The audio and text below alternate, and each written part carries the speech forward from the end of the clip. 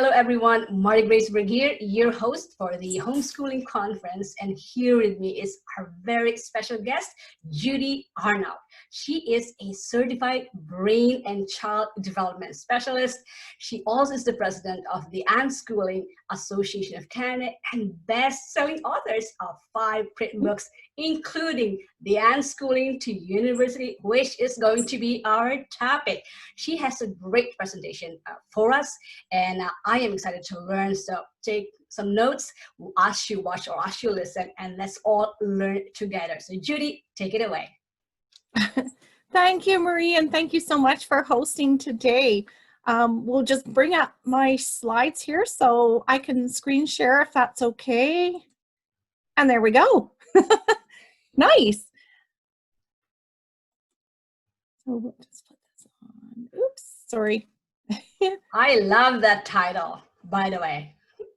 Yes, thank you. I had a hard time figuring out a title, but I think ultimately parents want to leave all doors open for their children. And whether they're going into the world of work or to post-secondary, I think it's very important that they can understand that even taking this methodology of homeschooling, they can get there. Mm-hmm. So my name is Judy Arnall, and like you said, my whole world where I work is in child development. So today I'm going to kind of present a little bit too about brain development, and just to assure parents that as your child grows, they'll have everything they need, absolutely, to continue on to post-secondary if that's the path they choose. I have written several books. I am a non-punitive parenting specialist. So I have raised 5 children without any punishments at all, teenagers, and that's my specialty is non-punitive. And then I expect my education to be that too. And when I started my kids in school and they had group punishments, they had class punishments, and it just didn't fit with my philosophy of education. So I'm going to flip over a few slides just because this is a lot to cover, and I usually keep them in case parents have questions, but at this point we're not going to have questions. So we have a lot of resources on our website at unschoolingcanada.ca, and actually we welcome people from all over the world to come join us if you want. And as Marie mentioned, I've written a book called Unschooling to University. It's kind of a thick one, but it's not meant to sit down and read cover to cover. As you can see, I have everything you'd ever need to know about unschooling, what it is, what it isn't, what it looks like in schools, what are the benefits. There's 5 chapters on that. How to do it, what is needed, how to assess it. Schools are very interested in that, and how it fits with brain development, which is what I'm going to kind of focus on today. So we love teachers, we love learning. For most of us, it's the system that's not effective for our children's best interests, and that's probably why we pulled them out. And you look at kids when they come to school that very first day, and they're so excited to learn because they've been learning for the last 5 years since they were born. And over the years, you can see them slowly becoming not curious anymore, not motivated. They lose that passion and curiosity. And that's sad. When does that happen? Somewhere between age 5 and 15. And the worldwide high school dropout rate is anywhere from 20 to 80%. So if you're considering home education, you can do better. Absolutely. You have been teaching your child since the day they were born. Okay. We think a lot of the key to motivation is self-directed education. Now, that doesn't always mean self-taught. It means that learners take control of their education and decide what they need, and you as a parent help them get to what they need. This is the same kid, by the way. As you can see, he's teaching himself to read. He's a little 2-year-old here, and here he's teaching himself how to clean his computer he built. So content is at our fingertips. Absolutely. If we can talk over continents, this is so wonderful. Our kids can learn anywhere from any country. So we do need alternative methods to further their education. So what unschooling is if you, I drew this little chart for my presentations, is that from 0 to 6, most kids are on the same track. They play, right? Play. They have fun. They learn. Babies, toddlers, preschoolers, excellent at learning and playing. And then at age 6, we say, you can't play anymore. You have to go to school. And you can't learn what you want to learn. You have to learn what the government says you have to learn. And that goes well for a while until kids get older and decide they're going to act out, tune out, and eventually drop out because it is no longer serving their interests or their passions of what they want to learn. But unschoolers do not go on that blue track. They let their kids continue. And play is kind of an overreaching term. It encompasses projects, travel, jobs, anything that kids want to do that further their learning. And then at the age of 17, 18, 19, 20, they think, okay, I want to go on to college. I want to be a doctor. And that's when they have 2 years still of funded education to decide what they want to do and may take a more formal learning approach. To get into a degree program in Canada, doctors need a first degree before they go on to medical school. But to get into that first degree, a 17-year-old can get up from the basement and say, I want to take 2 years of courses and be prepared to go on to post-secondary in a pre-med degree. Absolutely. So school is only one way to learn. Look at all the other ways that people can learn. There's so many. And like I said, everybody is a home educator already, to your babies, your toddlers, your preschoolers. Most parents have enough content, expertise to teach their kids to a grade 8 level, even without curriculum. After that, you can put your kids on to tutors. You can get them involved in online courses. You do not have to teach. All you do when you home educate is you take control of their education. And in unschooling, you empower your children to take that control. So this is kind of an education continuum. Many parents start off with school because that's what all they know, that's what they've been told is the only option for children. And then a lot of them, like now, we are thrown into this next part, which is distance education. It's not true homeschooling. It is school delivered in your living room. So look at it like homework, but on steroids. And then a lot of parents get more confident and see their kids soar and they think, hey, I think I can take a bit of this on. And they move into this section, true home education. And if you're like my kids, after a while you stop listening to mom and then they still continue learning. And then we moved into self-directed education where the learner determines everything. And the future is going to be hopefully a hybrid of all of these. Little bits of school, maybe if a child wants it, little bits of parent taught, maybe little bits of their taught. So it can be a hybrid of whatever fits to that child rather than an all or nothing approach. So it's important to remember students are borderless right now. They can learn from any course or resources anywhere in the world. And I think the future is improving qualifications, not necessarily boundaries or regulation. That's going to be less important. We are going global. So if you look at yourself as the general contractor of your child's education, you don't have to teach.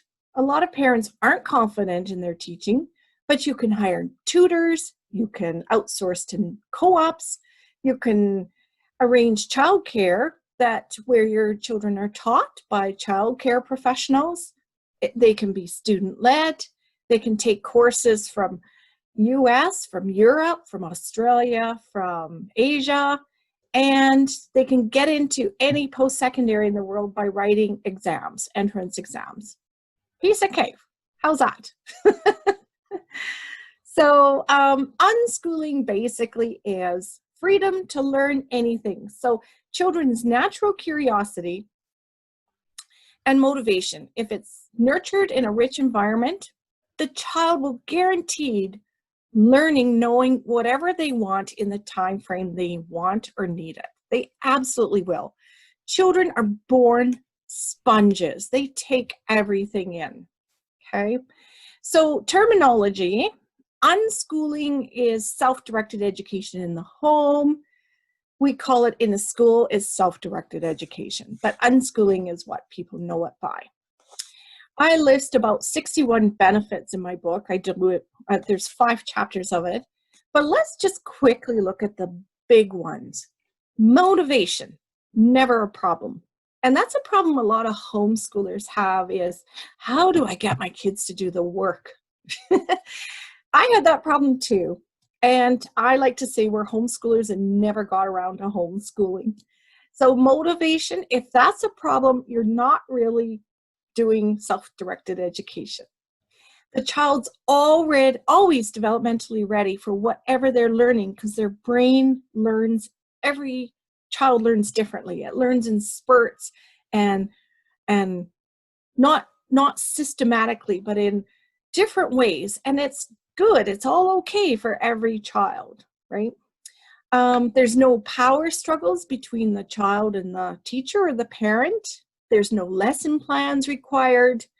The absorption is very high because the child's interested. So those are the few of the advantages. Yeah, there's a few disadvantages. Cost may be a barrier depending, if the child wants to learn horseback riding, that could be a cost barrier. The big one that the education world has a trouble with is that learning is somewhat invisible. And it's difficult to measure without output. So if you don't force children to write exams or produce essays or presentations, it's hard to measure and assure public accountability that tax dollars are going to educate children where you can't measure what they're learning. Mm-hmm. And that is why a lot of teachers, school associations have trouble with self-directed education. It requires trust that children are learning. Mm-hmm. Now you may say, why have I not heard of this before? If this is so great. And the big reason is it doesn't make anybody any money and it can threaten jobs of a billion, trillion dollar industry. Plain and simple, that's why. So I'm going to talk a little bit about our story. We have 5 kids and they range in ages. There's a 10-year spread. And for each child, their learning needs were not met in the system.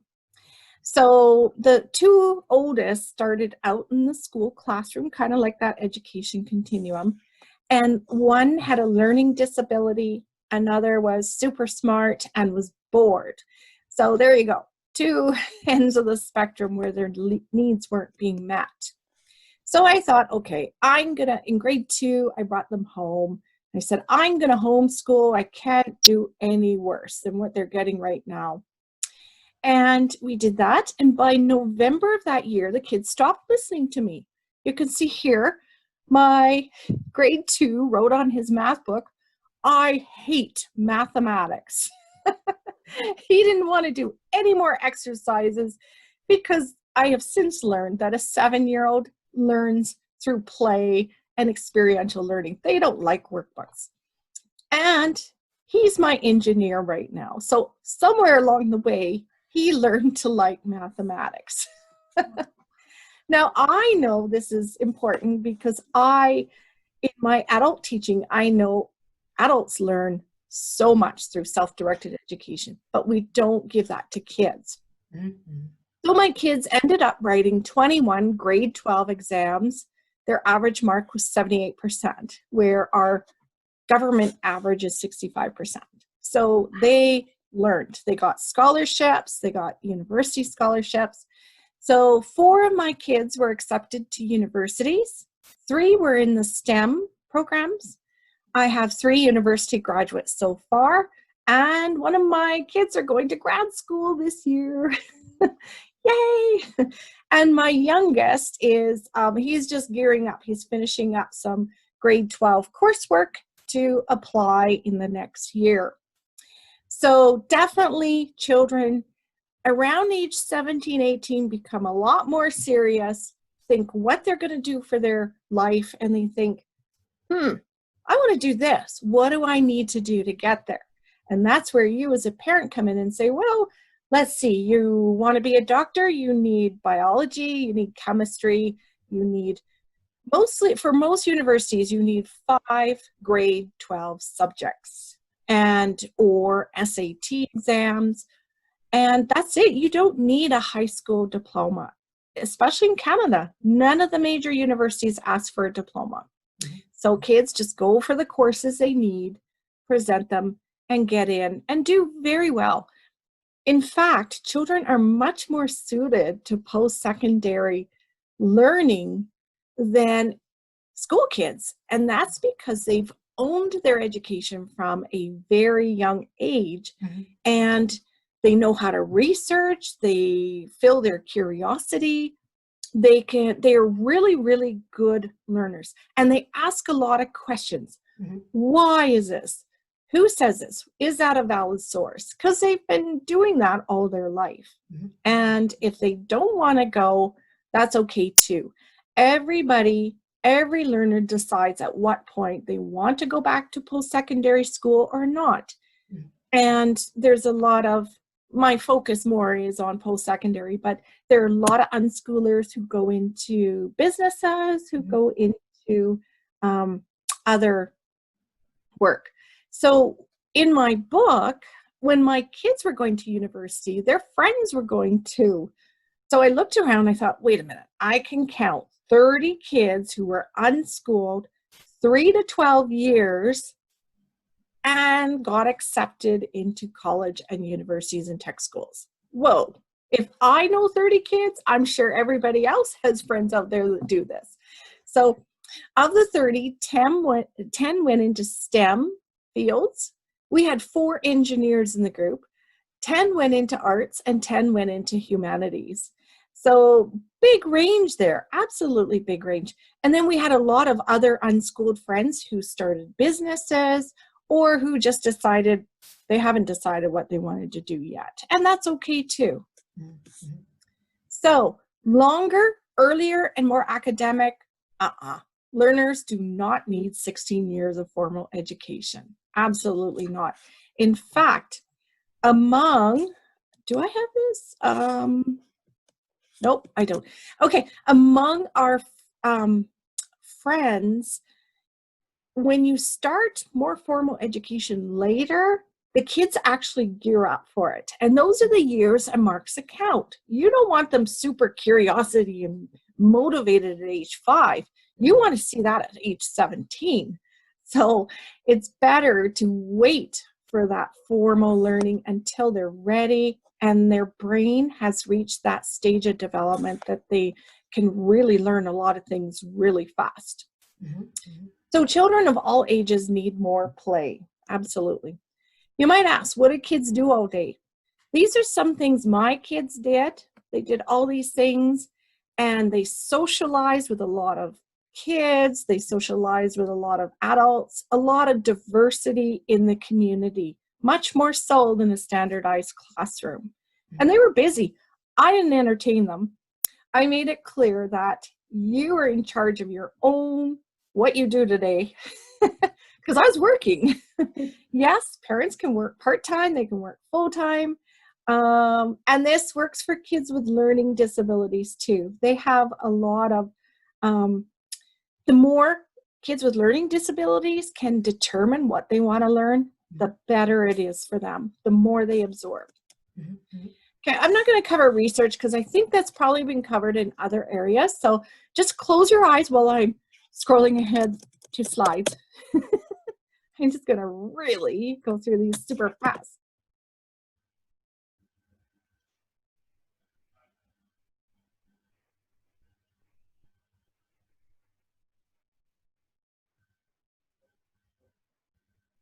just scooch downhill. And it is stuck on, there we go. Okay, so babies are born with 100 billion brain cells. They look like this. Well, not really like this, but sort of like this. So they have axons and dendrites, and a few brain cells are connected just to keep the heart and lungs and everything going. But most brain cells connect after the child is born through experiences. So through learning, through education for babies, yes. And what happens is when a baby experiences something, one of the brain cells sends a neurotransmitter over this gap to the neighboring brain cell and forms a pathway. And the more the baby experiences that same thing, the more the pathway thickens. So by age 7, a child's brain is immensely packed with these pathways. And by age 15, it's pruned quite substantially for stronger connections and stronger brain function. Mm-hmm. So all children progress in those 4 domains: physical, cognitive, social, emotional. And the brain develops from the bottom to the top and from the back to the front. So these bottom brain parts are more in the domain of what babies can use. They use this. And teenagers are more developed here in this prefrontal cortex. Mm-hmm. And how this relates to unschooling is when we toilet train children, okay, if you do it at 18 months, you're going to be spending months at it because it takes them a long time to learn and experience when they need to use the toilet. But if you do it at age 4, bam, they'll get it in a day. Super fast, right? Because their brain is ready and the other parts are kind of ready too. But if you look at math, say you're trying to teach polynomials. If you do it when the child is 3, they're not going to get it. If you teach math, if you start formal math education on paper, so you're trying to teach kids how to add and subtract fractions, and you do it when they're 13, when this part of the brain is developed, they'll get it in 1 day. Fast. They do not need 8 years of practice over and over and over to get it. It's better they spend those 8 years experiencing math through daily life. So get them in the kitchen cooking and baking and understanding fractions that way, measuring, partitioning out. And then when they're 13, start teaching them on paper if that's what they want to learn. They'll get it. And that's why a lot of unschoolers do 8 grades of math in 1 year because their brain's ready. Okay. I really want to put forward that really works. When the brain is ready, the student is ready, and then they access a teacher and they get things really, really fast. Okay. I think I just want to, I also want to explain this. And this kind of explains it too. So from 0 to age 3, this shows the development of that prefrontal cortex of the brain development. So you could see from 0 to 3, there's not much executive functioning skills happening. And executive function comprises working memory, focus, self-control, and planning. But that big one here is focus and self-control. You need both of those for education and learning. And that's why kids don't go to formal school till age 6. Right here, see, top of the chart almost. And then kids take another big leap in that self-control and focus here from age 13 to age 25. After age 25, it all goes downhill. We're in trouble, Marie. I can see that. But this is the stage where kids really come into their own. They gear up their learning. So a child at age 13 doesn't learn math because they've had 8 grades of math education. They learn it because their brain's ready for it and they can do it in 1 year. And then that's where they start getting that self-control and motivation if they realize, hey, I want to go on to university. okay, I have to take this biology course, even though I'm not interested too much, but I have to take it and I'm going to do it. That's the other parts of executive function that kick in there. So don't worry, it will come. If you're fighting with your child over doing homeschooling work, don't worry. Let it go. Go more interest-based and let the kids take it. Their brain's going to get it. Absolutely, eventually. And I kind of talk about math. This is all in my book. This is areas of math that children learn through play, through their daily, whatever they do, cooking, baking, projects. They learn all these things. And they learn these things all through their play. Here is x squared plus 4x plus 4, right? Math is just about using tools to solve problems in daily life. And then they get it. And then they start learning it on paper.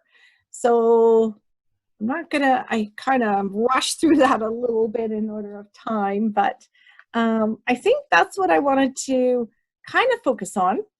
So unschooling is basically 3 components. It's a adult, it's resources, and it's lots of free time, okay?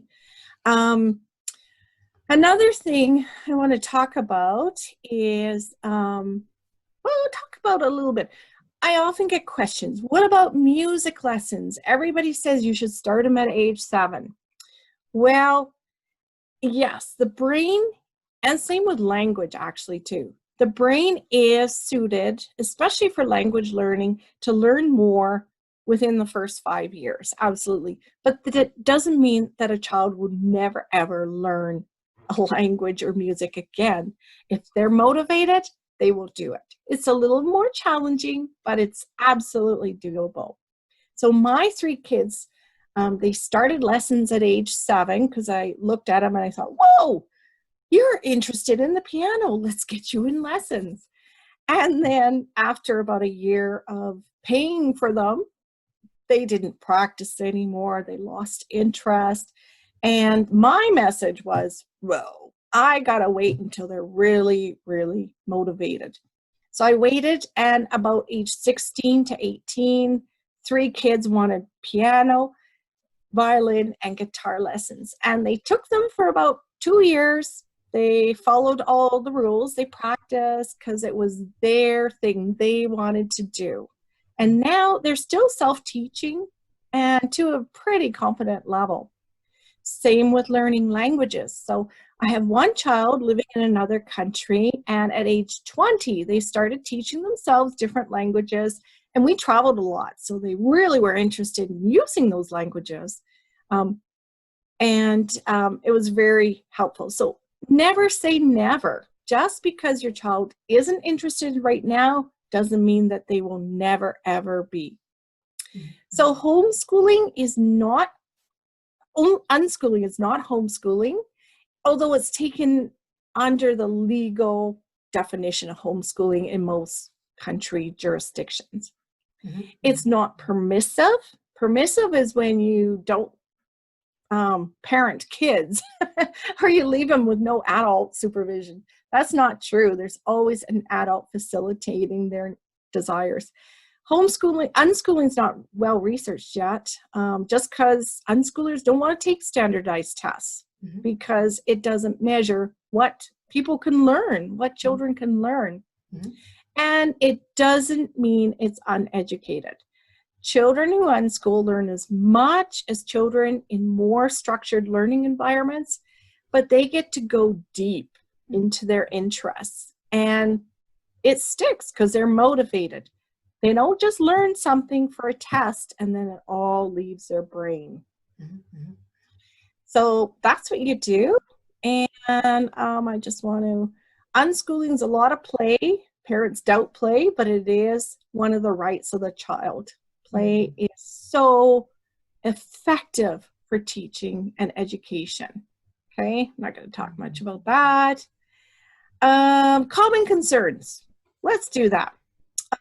Will there be gaps in their learning? Yes, absolutely. But those gaps will fill in as children realize there might be gaps and they need to fill them. So for example, one day my daughter was in Girl Scouts and they were singing the national anthem, and my daughter didn't know it because she didn't go to school. And she came home and she said, I don't know the national anthem. Let's learn it. So we did. We learned it. And when they need to know something, they're going to want to know it. Absolutely. What about math? Will there be gaps in math? Yes, but like I said, math is solving problems, okay? We bought this cheesecake once for a birthday party, and we brought it home and we thought, wait a minute, that doesn't look like the half cheesecake we bought. And so that was an instant lesson on circumference and pi.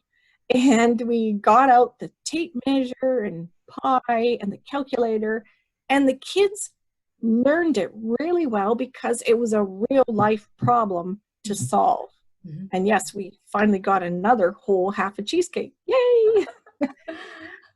What about reading? Every child teaches themselves to read. We live in a information, language saturated world. Once kids get on the internet, they so much want to read. My kids, I had some late readers because I have boys too. They didn't read till age 9 or 10. And if they were in school, they would have developed a complex about their late reading. They would have been put into special classes and teased and bullied. Where at home, we just thought, well, we'll compensate, we'll help you, we'll read for you, we'll scribe for you until you can do it. And one day, click, it happened, just like toilet training. They learned to read. And a year later, they're reading novels 3 inches thick, I swear. Wow. And you can't tell today who was reading at 4 and who was reading at 10 because they all love books. They now read books. And I did a survey of homeschoolers. Homeschoolers' children read anywhere from 10 to 50 novels a year. In school, yes, in school, it's mandatory they read 1 novel a year. So when kids have so much free time, they read. They read for pleasure, they read for interests, and when they're teens, they read for research. So they're very well read. Absolutely. You don't have to worry about that. Science and social and history and geography are so much more fun when you can travel. We travel super cheap. We do independent travel through Airbnb. I'm going to come visit you someday. And through Airbnb, and we take trains. And now that the kids are older, I would suggest don't travel until kids are age 12 because they will not remember anything. I'm sorry, but they won't. Age 12 on, again, they get that cognitive thinking, their abstract thinking skills, then they remember for life. So before that, you could just show them pictures of your trip. But to go here, we went to a concentration camp in Germany, and it was so much more memorable to my kids, more so than reading about it in a textbook. It came alive for them. And that's the kind of education I want for my kids. I want things that move them, spur them to do more research, develop a philosophy, and take action in this world. And I think we can do that if we get our kids out of an institutional 4-wall school. Okay, will your kids be socialized? Oh, heavens. Absolutely. Forced association is not socialization. All kids need for healthy adult development is 1 friend, and it can be a sibling too. So 1 good friend, that's all they need. And as we know in child development, kids go through stages of play and friendship too. And we tend to have friends with each lifestyle. So my kids' friends in high school are not the same friends in university, and they're not the same friends now that, you know, some of them are getting married. Can parents work? Yes. Like I said, you're just a general contractor of your child's education, you can outsource it, absolutely, and still work. If your child is neurodiverse, again, you can protect them and give them more sheltered education. So like this tree, it grows up strong and straight because it's been pegged against a structured stick, whereas this tree has just been blown around in wind. And yes, you're sheltering your child a bit more, but they're growing up straight and strong, and they can withstand the pressures of adulthood because they've had a more caring, personalized childhood without ACEs, without adverse childhood experiences. So yeah, it works for kids that way too. I'll just cover a few ways to get into university. Like I said, most children need 5 grade 12 subjects to get into most colleges and universities. Another way a lot of people get in is just to write exams, the SATs, the ACTs, whatever your country leaving exams are. A lot will just challenge.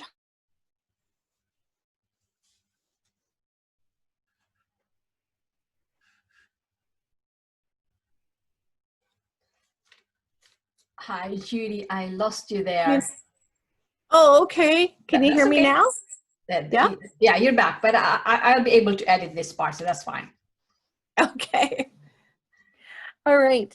What was the last part you got?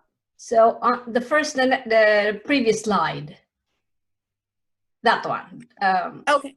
All righty. So another common way to get in is to apply to a community college, do a year, get good marks, and then transfer into another university degree program.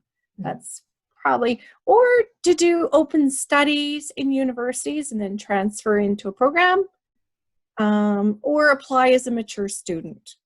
And a lot of unschoolers actually do go to a high school. So that's an option too. Okay, last, I'm just going to spend a few minutes on this, is what if they play video games all day? Oh man, I get great topic. Yes.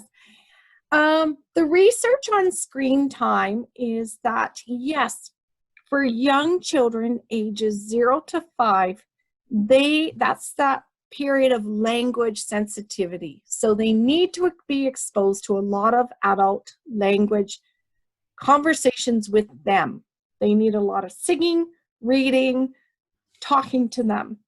But after age 5, there's not a lot of research on screen time effect of older children, other than they need to get some physical activity, okay? So in our family, I didn't restrict screen time. I made sure we had lots of conversations, we had a lot of physical outdoor activity, and we had some tech-free times such as meal times, company visitor times, things like that. So I lived in a household of gamers. Absolutely. Even the girls, the boys, they are gamers. And I devote a whole chapter to it in there because it is a concern for parents. Yes. But video games, we don't consider that as non-educational.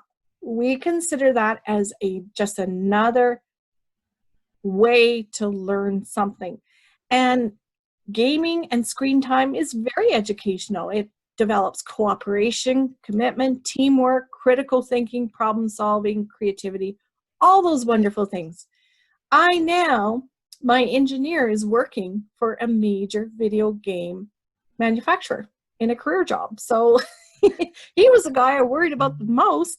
But that was his life. He loved gaming. He loved computers. He loved all of that. So every family works out where they feel on that spectrum. There are a lot of families who limit screen time. There are a lot of families who figure everything's educational, and a lot of families in between. So wherever you fit is right for your family. So I just wanted to address that. we found just as long as there's you have some physical activity and some social time and family time and all that thing. Okay, and that's pretty well it. I just, can play replace school? Absolutely it can. And I like to end with this poem. I tried to teach my child with words. They often passed him by unheard.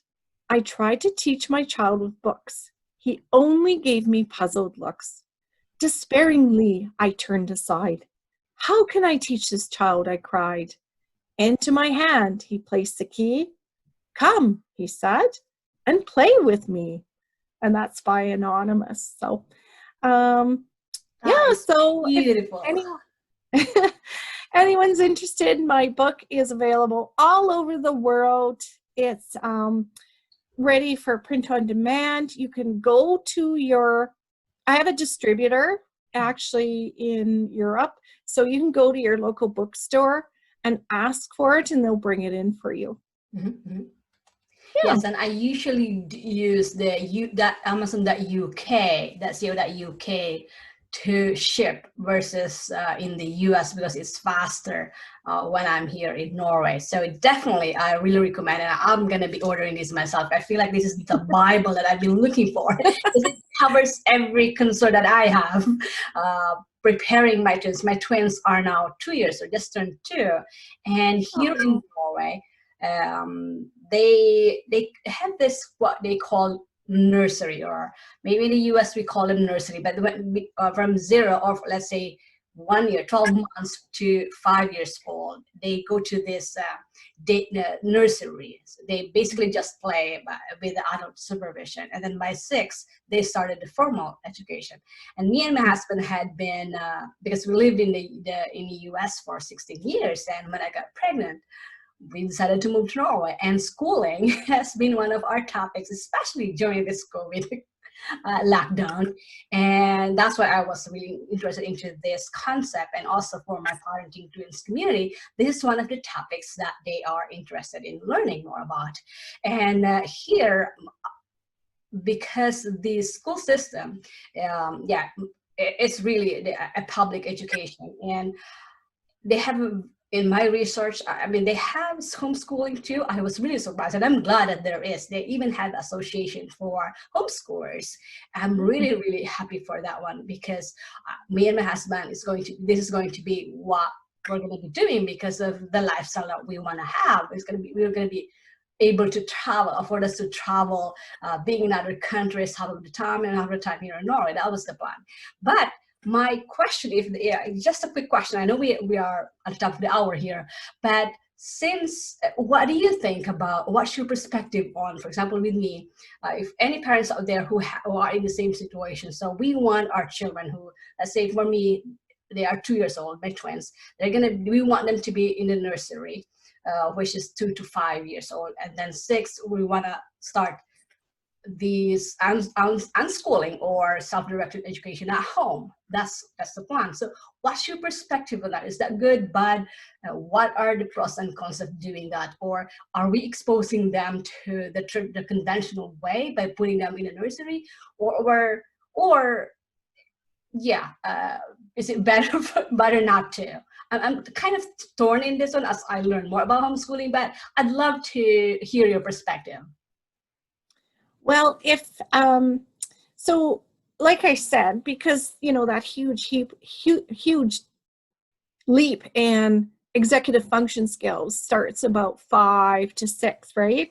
So that's when they have the ability to sit still a bit more and pay attention a bit more and do what school requires. Mm-hmm. But before that,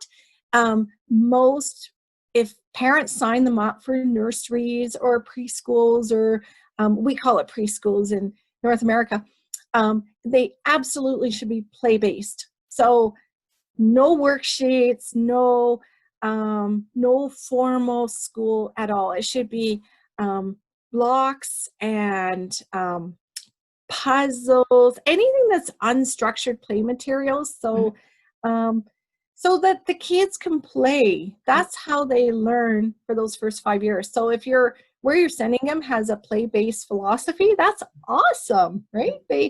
They get to associate a little bit with other kids. Mhm. Now, I don't think 2-year-olds, toddlers do not play well with other kids. No. You don't have to worry, because at that point they're just grabbing toys or, plonking someone on the head with a toy. They are not.